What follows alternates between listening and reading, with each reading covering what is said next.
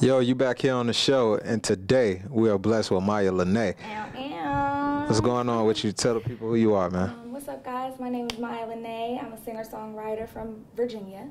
I just moved back here from Atlanta, and that's about it. Word up, that's what's up, man. So tell us about any new singles or any new EPs you got coming out. What's going on? I do have a new single out right now, popping off. I put it out on my birthday, May 15th. Word, so you're a Gemini? No, a Taurus? Okay, excuse me. Oh, word, tell her I said what's up. What's up, moms? You a Gemini? Oh, no, I'm a Libra, but our chemistry is crazy, man. Libra. Crazy. You a fire sign? Air sign, I believe. Yeah. Gemini's an air sign, too. Yep. Word, oh, okay, yeah, it all makes sense, man. Yes. All makes sense. So what's the name of your new single? It's Popping Off. Popping Off, okay. Popping Off. Okay. Usually I do a lot of R&B. That's my thing. Word. But yeah. I tried to venture out a little bit to get a little more hip, a little more trendy. And I think it came out really great. I think it came out real good. Cam Chancellor? Yeah. The football player? Yeah. Did you see that he was blasting my song in his car? Oh yeah, I definitely did see that, man. I definitely did see that, and that, you know, that right there, man, it's great. You know, it's great for the city, it's great for the culture, the Virginia culture. You know what I'm saying? Not only about him, not only about him supporting local artists, but the fact that, hey, man, there's so much talent out here, man. Yes. And you know, it's just one big mesh, and we just all looking for that simple outlet, man. And that's so true, and it's so funny how things come full circle, because I was born in Washington State, and you know, he plays for the Seattle Seahawks. Yeah, right. And my family, they're diehard Seahawks fans. So when my family saw the video up in Washington, they were all messaging me, calling me on Facebook, going crazy. So it was really cool. You peeped the whole irony of that whole situation, right? It was so crazy. Yeah, that's dope, man. It was so fun. That's dope. Tell the people about this record that me and you have coming. Okay, so you produced it, right? No, my boy XR did, but you know, I had, you know, I interpolated with the Aaliyah sample, so part production. Shout out to you, XR. The beat is for real super though. fire. And you sent it to me with the Aaliyah sample on there, and I already re-recorded it, and it sounds so good. Word up. I tried to slow it down a little bit, but it sounded better, actually, the actual tempo of the real sample. So I kept it yes. I tried it slow. I did it a couple times, recorded it a couple times, just to play with it to see what different harmonies or what different sounds and stuff. But the original tempo, maybe slowed down like a little bit, but the shit is fire. I don't know if I can curse. Oh, no, you can curse. Okay. You can curse. No, you can curse. Feel free. It's super fire. I wish I would have had it. We could have played a little snippet of it, but I'll email that to you. For real though, man. Hey, look, yo, I'm telling you, man, this D thing EP that I got coming out, man, I'm telling you, it's the truth, man. I really want to salute Myiah Lynnae for contributing her vocals to it. Thank you for having me on it. That's awesome. That's 100, man. You know what I'm saying? What all I'm trying to do is, you know, just put this Virginia thing back on the format, because we have hella producers who come out of here, and you know, they get that notoriety. But then again, you know, the outsiders be like, oh, man, they leave, man. They don't want to come here. Well, you know, I actually want to stay here, and I'm going to stay here. You know what I'm saying?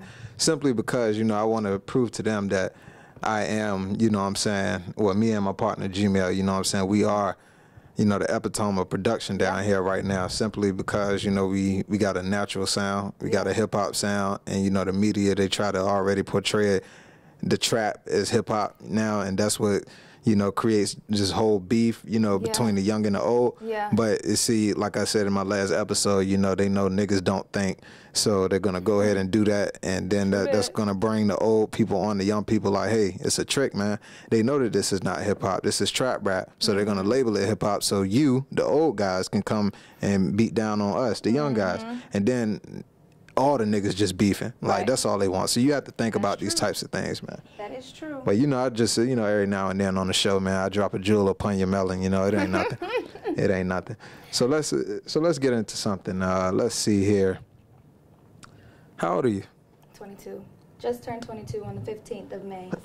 Taurus is my sun sign. I don't know how deep anybody knows about zodiac, so you have a sun sign and a moon sign, but I'm a Taurus through and through. I'm a Taurus sun and a Taurus moon. Yeah, I'm a big zodiac person too, because it not only, you know, am I interested in the cool stuff, they actually tell true personality traits about yourself. If I would have known, I would have brought my zodiac book, but I'm into all of that. Numerology, zodiac signs. I keep hella crystals on me at all times. Unfortunately, I did not bring any today. I meant to. That's all good. Yeah. So who influenced you musically? My mom listens to a lot of Jill Scott, Erykah Badu. Okay. Real, true soul music. Yeah. And I think it's a combination of that and new age artists and new age R&B because it is shifting. It is a lot different than what it used to be, and I think that's a beautiful thing. Change is a beautiful thing. So I try to keep it grounded in the soul, but then also keep it fresh and keep it fun and keep it trendy. Yeah, I mean, some of it actually sounds good. You know, you can't knock it. You know what I'm saying? Like my homeboy DJ Premier. You know what I'm saying? That's really not my homeboy, but if I get into business, man, me and him, we're going to click and we're going to make tons of hit records, trust me. That's how I feel about Beyonce, so. Oh, word, I feel you, man. Premier, I'm on your ass, man. I'm on your ass. I'm waiting on you. But look, though, when it comes down to it, with the whole trendy thing, you know, it's not all about fitting in. But of course we know the Migos is hard. Yeah. I like that 21 Savage song. I got 1, 2, 3, 4. You know what I'm saying? You know how it goes. You know, not to get into all of that. But, you know, some of that shit is dope. You know what I'm saying? You can't knock it. I'll never knock another human being. You know, we all, you know, into this for the same reason to provide a better lifestyle for the ones that we care for. And ourselves included. And to contribute, you know, good music to the world. So salute to all of you. Yes, yes. All of you. Yes, most definitely. I think it's important to...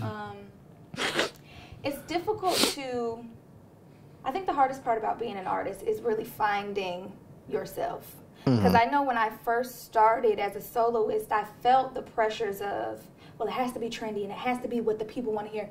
And I think that when you finally click into your individuality, that's where the magic happens and where the magic takes place. For real. Because who wants a carbon copy of somebody else? If they're already out, they're already making music, what's the point of copying what somebody else does? But that's the hardest part, just finding your individuality and owning who you are as a person, and then figuring out, what does that sound like? That's right. Or what does that look like? That's hard because we live in a society where it's like they push the image in your face. They push the style in your face. And if it's not this, it's not cool, or it's not, you get what I'm saying? Yeah. So that's the hardest part. But if you can figure that shit out, you're limitless. There's endless possibilities from that point. Exactly. Keke Palmer, I want to give you a special shout out because you made it clear that it is okay to be a multifaceted individual. Yes. I love you so much. I've been watching you since Aquila and the Bee. Although I can't really tell you what happened at the end because that's just when I saw you, and it was a kid movie, and I was very grown when I was little. You know what I'm saying? Yeah, I'm pretty sure it was. You know what I'm saying? And they had the boy naming in there from The Wire. Remember when Mike slapped you up? You better stop messing with Duke, man. Let me stop. I'm just fucking with you, man. I'm just fucking with you. I'm just playing. No, so when you get on stage, do you have any stage fright whatsoever? Yeah. You do? And I think any artist would. Yeah. Because my mindset is every time before I get on the stage, I want this to be a great show. I want them to be impressed. And even if it's not everybody, because something I had to realize is that everybody's not going to rock with what you do.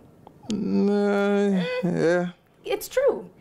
And even if it's great, I mean, it's still people who say that they don't like Beyonce. It's still people who say that they don't like, and you could call it being a hater or whatever, but maybe it's just opinions. Yeah, whatever. they just don't like you. Right. Yeah, it's cool. And that was another thing, learning that that's okay. Right. It's okay that everybody's not going to like it. But my biggest thing is I want to have a good show. I want people to enjoy it. The ones who it's made for, I want them to say, oh, yeah, she's dope. Let me go find her music and whatever. So I always get nervous. But it's not so much nervous like, can I do this? Am I going to be able to da-da-da? It's really just nerves about wanting to put on a great performance. Of course. Yeah. Of course. Of course. And of course, we are worried about, pleasing the people. Yeah. But at the end of the day, is that what is really on your mind, pleasing them? I think it used to be. Okay. I think that used to be my biggest.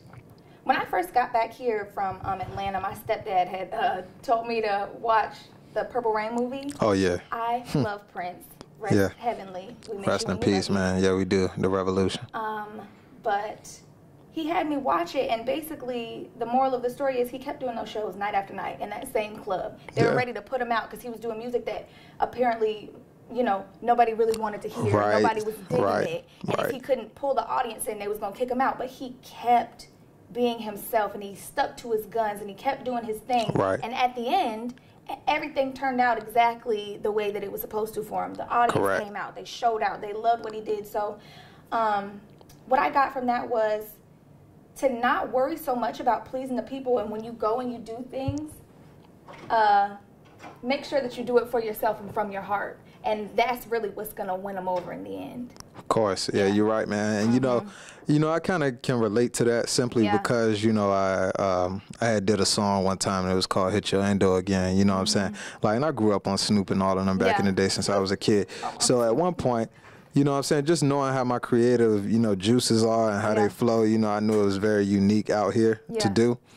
And I was just like, man, fuck this shit, man. I was like, I give up. You know what I'm saying? I wasn't making beats at the time. I still had my own crib. And, you know what I'm saying? I was just chilling. I was like, yo, these niggas on their way.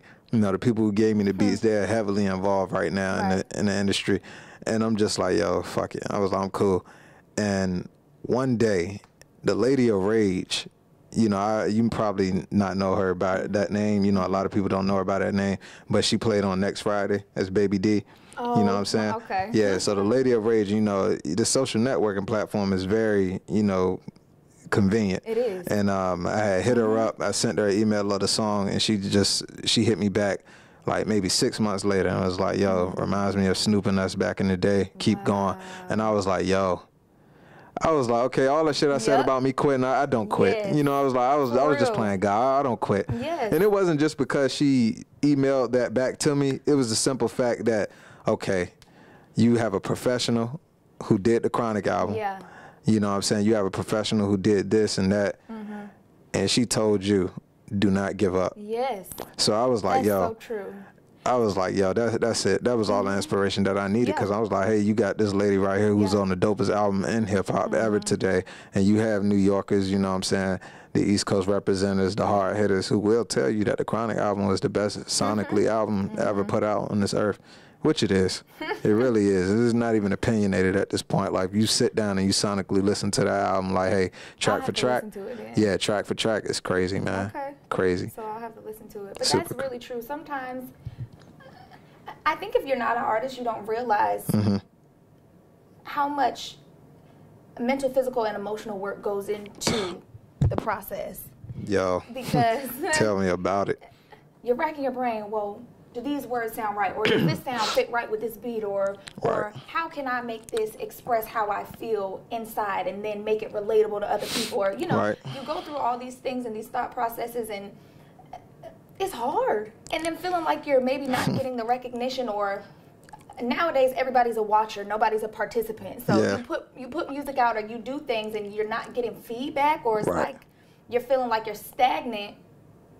And sometimes all you need is that confirmation. Because that's where I was feeling at before the whole before Kim Chancellor had reposted my song. Because I was like, just went through a breakup. I just moved back here. Tough.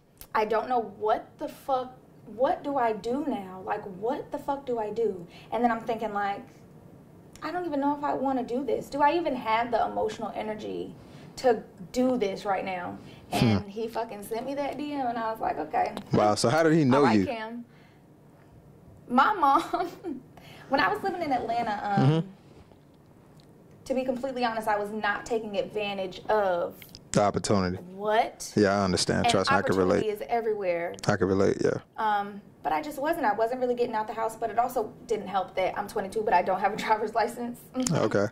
So I was just in the house, and I would record, and I put it out, and I would get good plays and good numbers on my SoundCloud, but it's like, there's still a whole world out here. Yeah, there's still a whole world of people. So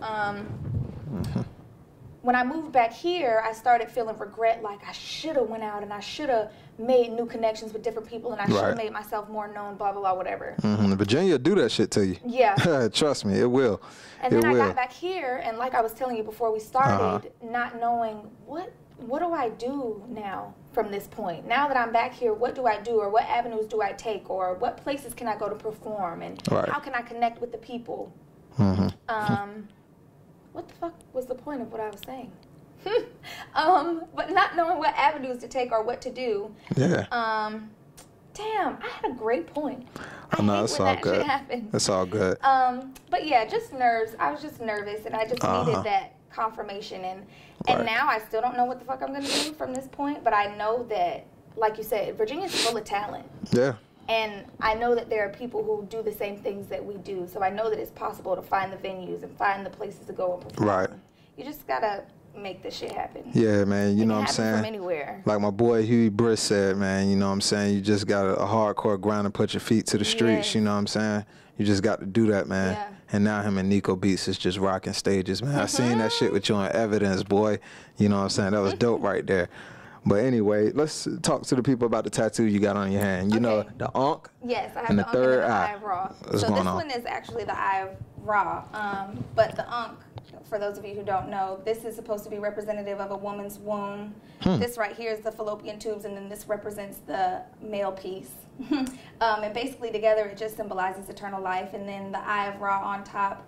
Please forgive me because I can't recall which one exactly, but it's either for protection or good luck. And if I'm not mistaken, I believe that I have the one for protection. So just, it may be good luck as well. I'm going to just call it both, but just protection and good luck throughout the rest of my life. Word. For the rest of my life. And then on my back, I also have the chakras down my back, and then I have some sacred geometry on my shoulder. This is the flower of life, which basically just represents, and it's so funny, everything just comes full circle. It basically just represents how everything is connected, like how we were talking about earlier, how Cam recorded himself listening to my song. Yeah, he did. That was dope. Me being from Washington, him playing on the Seattle Seahawks, and then also being from Virginia, where I was raised. So everything just comes full circle. So yeah. So how do you feel about being a woman in the business? Have you ever been has anybody ever tried to take advantage of you or just say, hey, I want to work with you just to try to, be sneaky or something like that? Well, how would you handle that? I record from home. Okay. And a lot of the times I've found when certain guys do try to work with me or get together or whatever, they always say, oh, well, you can come out to the studio, we got drinks, and we got da da da. What does that have to do with me recording? What does that have to do with anything? Yeah. And I'm just like, bro, I record from home, one. And two, if you do want me to come out to the studio, I'm not going to come myself. Right. And three, if you do want me to come out to the studio, I'm finna tax your ass.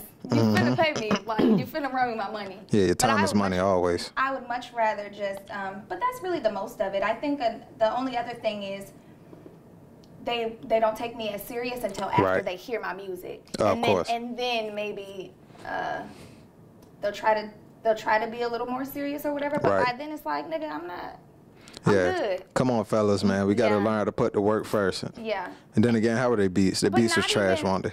I know they were. You don't have to tell me. I know they were. But not even just put in the work first. Right. But just respect the woman. Yeah. Just respect the woman. Yeah, people don't respect women nowadays, man. We're not objects. Not at all. We're not, you know what I'm saying? That your garden tools. Lame. Let me stop. I'm just playing. I'm just playing. But yeah, we're not objects. But if you want to work, then you send the emails, you go through the proper procedures, and we get the shit done. I heard that, man. I heard that. But let's see, hold on now. Yeah, I forget. He tells us all the time, don't worry about messing up, because he can just go ahead and bleep that out. Just thinking about what else I could ask you, man. Oh, yeah. It was on my mind earlier. So how do you feel about the male and female perspective of, intercourse on the first night? Do you feel a woman is a whore for having sex with a man on the first night? I think it's all about preference. Right. For me, that wouldn't be my preference, but I would never shame another woman if that's her preference. Of course. And that's another thing about how I'm saying women aren't objects. Yeah. We have the choice. Yeah, of course. If a woman wants to get with you the first night and she digging your flav like that, right, be blessed. Be For thankful, real. and then don't dog her out or call her all types of bitches and hoes because she likes to have sex just like a man does. Exactly. That exactly. shit is so whack. For real. And be careful, guys. Use condoms always. Yes. Please use them. But yeah, women are completely entitled to use their bodies in right. whatever way that they so choose, and Correct. they shouldn't have to be fearful or worried about getting shamed or getting talked shit about. Exactly. And I have a very prime example, like on Love Jones. You know what I'm saying? She knew the dude, maybe Like, it maybe took him, 3 days? Right. And the thing is, she got around him. For starters, let's not talk in circles, guys. He did a poem off of impulse for her. You know what I'm saying? So that definitely intrigued her. The second time around, you know what I'm saying, he had to do this little creep thing, you know what I'm saying? But it wasn't creepy. She felt his energy and felt like, hey, this man will do anything to have me. You know what I'm saying? And then again, she went around his friends, seen that it was a small circle. Peeped that out about them. They're artsy. They do around the same thing every night. She's artsy. She's a photographer, you know what I'm saying? He's a book writer and poet. So once those energies and vibes connect like that, you know what I'm saying, they went out, danced, and had a good time. And then they went home and made love to one another. And he got up and cooked breakfast in the morning. And I've never done that before a day in my life. And I'm like, yo, I can only imagine how, you know what I'm saying, how strong that vibe was. That was like, yo, I want to be with you for the rest of my life type of shit. So what I want to, make known is people don't feel like you have to give another person 6 months or 90-day rules or anything like that just to fall in love. It could really be like that on the first sight. You have to believe. Dreams are real. You know what I'm saying? It's okay to believe. Don't be in the traditional way of doing things how people tell you it should be done. Like the traditional way of doing things. Yeah, by all means, be my guest. Right. That's another thing too, is everybody's just out here trying to live their best life. Right. Be it if they're more reserved or more free. And I don't think that judgment should be placed, especially on women, because the fact of the matter is women are the ones who get judged the most. Oh, yeah, of course. For anything. Yeah. So. And trust me, I know y'all have y'all thoughts. So, and then again, y'all just can't do it because of how people are going to perceive you. So, fuck them. Yes. Some people do. Some people don't. It's really just like, there's really no label on it. Right. Women are just free-flowing. They come however they are. And I love you guys. Thank you. I really do. And women love their black men as well. Black women, I know, especially. And I think that's another thing, too, is I think everybody gets so caught up in their past hurt, and that's another reason why you see people be so reserved in their sexuality, or just reserved, period, like in their feelings. But I think if we can learn how to transcend the hurt into something more beautiful, I think the relationship between black women and black men would be a lot more glorious, a lot more beautiful. I know for women and men too, that if one man hurts you, then you just assume they all gonna do the same shit. Yeah. It goes like that, man. It's so lame, but that's how it be. It really does. Your blessings. So when you came up, like, what actually pressed that button for you? Like, hey, this is what I'm gonna do. Music. I'm gonna do it. Yeah. What triggered you to be like, okay, hey, yeah, this is it for me? Well, I just always loved music, and growing up, when I would like go through things or like feel hurt emotionally, I'm very sensitive. Very sensitive. Yeah. I didn't know how to talk about it. I didn't know how to open my mouth and say, this is what's wrong with me. This is how I feel. And maybe this will make me feel better. I didn't know how to do that. So I was very... My personal things are my feelings and my emotions, and I kept them all to myself. I didn't share them with other people until I started to do music. And I've been singing all my life just because I love to do it. I just have always liked to sing. But my brother started making music first, and he said, well, if you like music so much, why don't you get a journal? And this is probably, I was in middle school. So since then, I have always had journals. I've always wrote in my journal, be it poems, songs, just how I feel about my day. And I don't think I really started to actually take it serious or believe that it was something that I could do, mostly because of a confidence issue. But secondarily because you don't see very many examples of success in well, at least in your personal life. I don't have anybody in my family who's like a successful musician, but I started taking it seriously because I just loved it. And I was like, even if this shit doesn't go anywhere, just do it. Yeah, still do it. Yeah, it's therapeutic, right? Yes. It's very therapeutic, man. Yeah, so that's really how I started doing it. And then since then, I was lucky enough to have gotten into my last relationship that I just got out of. I was lucky enough to have gotten into a relationship where the guy who I was with taught me how to engineer myself, taught me how to record myself. That's nice. And from there, I was able to take those lessons and really expand and become my own artist and my own woman and doing my own thing. So yeah, it all boils down to you doing everything in the world yourself. Yes. Like, you're all for self. Yes. The world is one big mind game that fucks us all, and it's just like, hey, you find out in due time, like, yo, the world is mine. Yeah. Like, yo, I really have to do everything by myself. That's like, so yo. true. And that's if we could learn as a people to not take things so personally. Right. Because that's what it is. I think a lot of the time people think that it's all about me. Because we only live life from our perspective. Yeah. The shit is not about me or you or it's about us. Yeah. But also keep in mind that it's about you first. Of course. And I think that's the hard part for people to realize. If I tell you today that I ain't like that beat you sent me, don't take it personal. Because if you fuck with it and you think it's great, then that's all about you. Then you'll find the person who it is for. The person who digs it and who can make that shit dope. You're right. So Rihanna or Beyonce? Beyonce all day. Right. I love Rihanna, but I fucking love Beyonce. Where I mean, I just feel like Rihanna's last album was kind of crushing everything Beyonce has put out so far. I cannot disagree. Beyonce just put out the joint album with her and Jay-Z, and I listened to it, and I love the culture of it. Right. I love the blackness of it. It's beautiful. It's beautifully I gotta put peep together. that out. Oh, you do. Yeah, because, I mean, to me, Beyonce just has to come back with her Me, Myself, and I's, you know what I'm saying? Like, yo, and If I Were a Boy, you know what I'm saying? That was cool. I agree. That was cool, too. I think now, too, she has a responsibility. Word? Yeah, I mean, she can have fun with the shit. Yeah, I mean, hey. Yeah. B can do whatever the hell she wants to do. You know what I'm saying? My opinion really doesn't matter to her, which I'm sure it's not. But, you know, when you get into the soul of things, you know what I'm saying? And when you see what her and Rihanna are doing, you see the difference in their, you know, in their music. I was listening to Rihanna's music the other day, that last album that she had. Yeah. And it was crazy, man, because you go all the way. Sonically, it was. Yes, like the Love on the Brain track. Yeah. That was so like classical. Yeah. It was classical, and I was just like, yo. I did the cover of that on my SoundCloud, so. Word up, that's dope, man. And I was just like, yo, man, she's definitely crushing the game right now, and I'm just like, hey, B, man.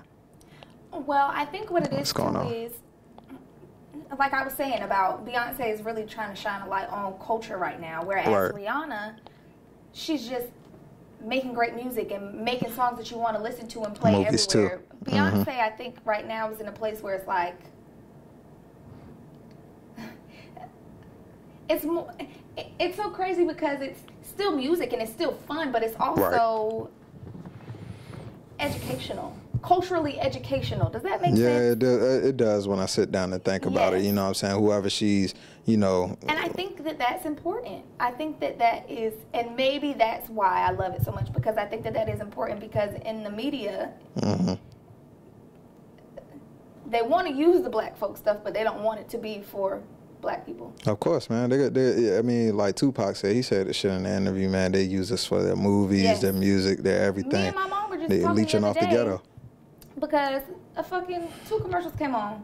One of them was for a little white girl who was having her birthday party, and it was like a pony themed birthday party, and DMX was playing in the commercial. And then another commercial, it was a dog walking commercial with only like one or two black people, and the song that was playing, and it was Walk It Out. And I'm like, why? Why are these songs being played in this commercial? It doesn't make sense. But they want to use the shit that we make. They just don't want to incorporate us into it. At all, man. Right. At all. And they're very smart. Yeah. They're very smart with that type of shit. And that's why I think it's so important what Beyonce is doing, because you can't take the blackness out of it. Hell no. You can put it wherever you want, but the culture is still going to be there. Exactly, man. So. That's why they killed Tupac, man, because if he was still alive to this day, man. Yeah, if he was still alive to this day, man, I really think the world would be in a better place right now, not just musically, but, you know, as far as spiritual and, you know, rules, I think there would be a lot of differences. So they had to get my man. That's why we're going to represent you every day. Hello, there it is. You know what I'm saying? Every day. Tupac had a leader spirit. If his fans and supporters could transcend their fandom of him into a reincarnation of his leader spirit, just because he released his physical body doesn't mean that his spirit can't still be alive and the world can't still evolve in the way that you believe. Right. So I think that's what it is. We just need some modern day Tupacs with that same spirit. You don't got to be a musician or a rapper. Right. Just take the spirit and the message and preach it and share it because it's important. Well, you know, the message is bullshit now. It's simply because, and I say it like this, the message is never bullshit, but it is bullshit, man, because at the end of the day, it's about action. And like his nation of millions that he had trooped up and lined up, they were ready to go, but they killed him, man. Without that leader, man, you can't, you know what I'm saying, you can't. See, that's what's so important. If you're a leader, you have a following. Yeah, exactly. Whereas if you are, I can't think of another word for it, and I don't know if another word exists for this, but if you're a leader, build up leaders. Right. So that way, if God forbid something happens to you, you have somebody who will step up and carry on that message. Right on. And I think that's what's missing. That's what's missing. You're right about that. But does that mean that he's the only leader? Or does that mean that the people who listen to him aren't leaders? You could very well be a leader. Oh, yeah, of course. Step up and be that. Of course. Just take on, if you believe in the things that he said or whatever, step up if you believe in them and then take action, like you're saying. So, exactly. So what social media platforms are you on? Instagram. I'm barely on Snapchat, but I do have one. Okay. Facebook and Twitter. They're all still building right now. Instagram, that's my most interactive. That's right where on. I'm the most. Where can they find you? It's Myiah Lynnae Music. It's a long ass name, but I'm gonna spell it. So it's MYIAH. There you go. LYNNAE and then music. And you have very great camera etiquette, man. Let's just throw that in there. Let's just throw that in there. I'm not even gonna flex. Oh no, it's okay, man. You know everybody gets nervous in front of the spotlight, okay. So I understand that. What's the name of your EP coming out? I don't have a name for it yet. Oh, you don't? My mom told me it should be something like the Breakup Chronicles, but I'm like, girl. Won't gotta capitalize. Won't gotta capitalize on it. Yeah. We'll see. I don't know. To be announced. Also, though, popping off video. I haven't told anybody yet, so you get the exclusive scoop right now. That's dope. The video is dropping July 4th. Okay. I figured because, shout out to Mom for that as well. She always got the bomb ideas. But she managing. Momagering. Word. Okay. But I figured because the fireworks gonna be going off. Honestly, I don't give a fuck about 4th of July. I don't believe in it as a holiday. But me too. I like where you had that. The fireworks were going off. And it made sense. Popping off. You get what I'm saying? Yeah, I got you. Ladies and gentlemen, Myiah Lynnae. Yes, it was very so nice having you. No problem at all.